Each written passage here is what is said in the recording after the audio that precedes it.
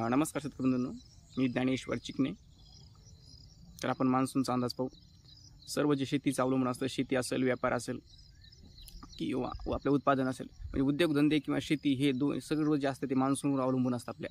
तर मान्सून हा इतका महत्त्वाचा आहे की मान्सून कशा प्रकारे पडणार आपल्याला, मान्सूनचा पाऊस कोणत्या महिन्यामध्ये किती पाऊस पडणार, कोणत्या महिन्यामध्ये कमी पाऊस पडणार, कशा प्रकारे मान्सून राहणार हा अंदाज महत्त्वाचा असतो. आणि अंदाजाबरोबरच हा मान्सूनचा पाऊससुद्धा महत्त्वाचा असतो. त्यामध्ये आपली जी शेतीचे उत्पादन आणि उद्योग हे सर्व मान्सूनवर आधारित आहे. तर मान्सून हा 4 महिने पडला जातो आणि उर्वरित 8 महिने हे मान्सूनवर आधारित जे पाणी साठवलेलं आहे ते आपल्याला शेती उपयुक्त उद्योगधंदे याच्यासाठी उपयुक्त करावं लागतं ते. तर आपला मान्सून जो आहे तो कसा असणार आहे ते मान्सूनचा आपण अंदाज मी 16 फेब्रुवारी रोजीचा पहिला अंदाज दिलेला होता.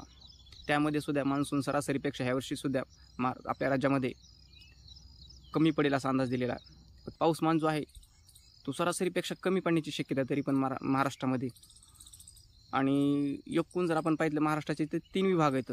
एक कोकण विभाग, मराठवाडा विभाग आणि विदर्भ विभाग. तर मराठवाडा आणि दक्षिण महाराष्ट्र म्हणजे सोलापूर, कोल्हापूर हा दक्षिण.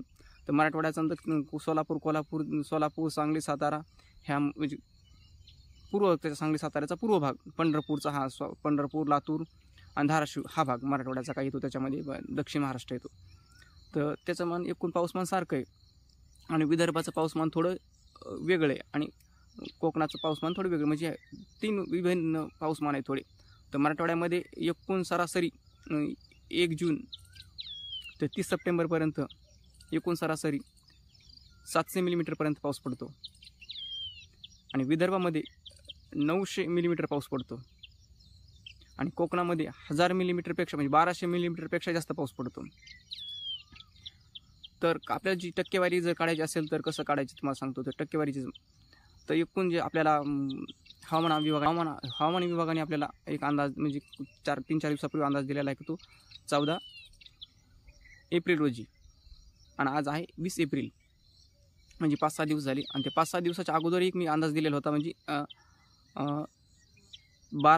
13 एप्रिलला सुद्धा मी अंदाज दिलेला होता की सरासरीपेक्षा ह्यावर्षी राज्यामध्ये पाऊस कमी. आणि त्याच्या दुसऱ्या दिवशी हवामान विभागाचा अंदाज आला की सरासरी इतका महाराष्ट्रामध्ये सरासरी इतका किंवा सरासरीपेक्षा पाऊस जास्त पडण्याची शक्यता आहे.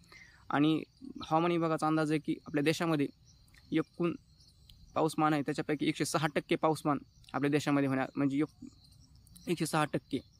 तर त्याच्यामध्ये त्यांनी मार्जिन सांगितलेले आहे की 4%चं मार्जिन, म्हणजे 6%पेक्षा 4%चं मार्जिन, त्याच्यामध्ये 4% कमी होऊ शकेल किंवा 4% जास्त होऊ शकेल ही त्याची मार्जिन असते. समजा मग 106%ला आपण ग्रहदूर 4% कमी पडू किंवा जास्त टक्के सरासरीपेक्षा त्यांनी जास्त सांगितलेलं आहे. तर टक्केवारी काढायची कशी, तर तुम्हाला सांगतो उदाहरणार्थ, म्हणजेच मराठवाड्याचा पाऊसमान हा 700 मिलीमीटर आहे.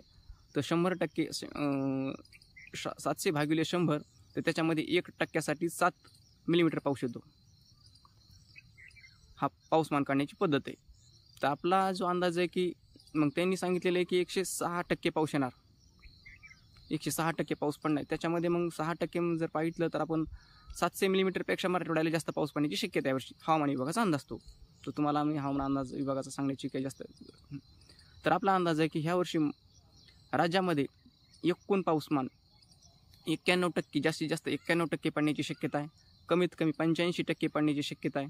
आणि मराठवाड्यासाठी हा मिडल, त्याच्यामध्ये 5% जास्त किंवा 5% कमी मराठवाड्यासाठी. आणि कोकणासाठी हा 96% पाऊस पडण्याची शक्यता आहे कोकणामध्ये, माझा अंदाज. आणि विदर्भामध्ये 91% पाऊस पडण्याची शक्यता. हा अंदाज मी तुम्हाला 13 तारखेला दिलेला आहे, म्हणजे ह्या 5-6 दिवसाच्या अगोदरच दिलेला आहे. तो पण तुम्ही अंदाज पाहू. आपला जो आहे तो 91% पाऊस पडण्याची शक्यता आहे. तर आपल्याला आणि ह्या वर्षी पुन्हा एक सांगायचं तुम्हाला की म्हणजे भीषण तापमान निर्माण झालेलं आहे. या तापमान वाढीमुळे सुद्धा पावसावर विपरीत परिणाम होऊ शकतो. हा तुम्हाला मी याच्या अगोदर 2 महिन्यापूर्वीच एक व्हिडिओ सांगितलेला की ह्या वर्षी आपल्याला तापमान वाढीचा मोठा परिणाम आपल्याला भोगावा लागेल. प्रचंड तापमान वाढ होणार आहे. आणि तापमान वाढीमुळे आवर्षण स्थिती निर्माण होते आणि तीच आवर्षण स्थिती ह्या वर्षी निर्माण होण्याची शक्यता आहे.